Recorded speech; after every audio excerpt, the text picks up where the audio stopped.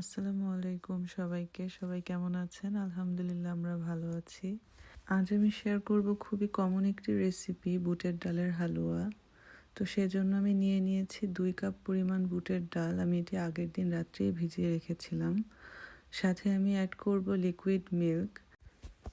দুটিকে আমি একসাথে ভালোভাবে সিদ্ধ করে নিব। সিদ্ধ হওয়ার পরে এটি ঠান্ডা করে ভালোভাবে ব্লেন্ড করে নিতে হবে।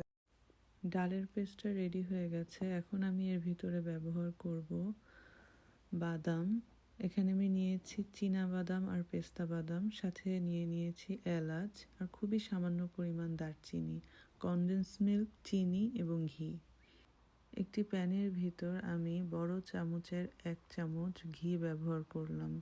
দিয়ে দিচ্ছি সাথে এলাচ আর দারচিনি। এটিকে কিছুক্ষণ ভাজার পরে আমি ডালের পেস্টটা অ্যাড করব।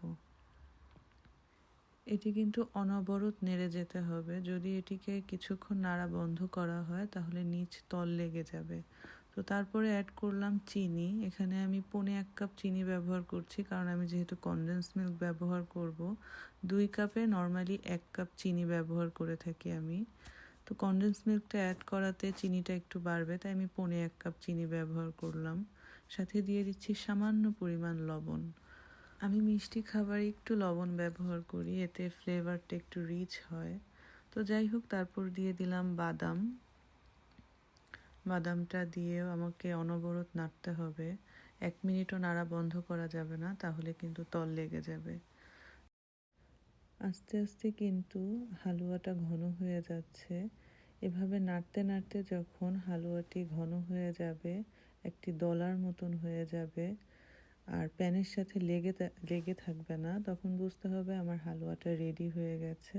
তো নামানোর আগে একটি বাটিতে ঘি দিয়ে নিতে হবে, যেন আমি যখন কেটে উঠাবো তখন আমার হালুয়াগুলো বাটির সাথে লেগে না যায়। আমার হালুয়াটি রেডি হয়ে গেছে। তো আমি এখন এটি বাটিতে নামিয়ে নিচ্ছি। যখন ঠান্ডা হবে তখন এটিকে আপনার ইচ্ছা মতন আপনি কেটে নিতে পারেন। তো আমার হালুয়া রেডি। সবাইকে অনেক ধন্যবাদ আমার সাথে থাকার জন্য। সবাই ভালো থাকবেন। আল্লাহ হাফেজ।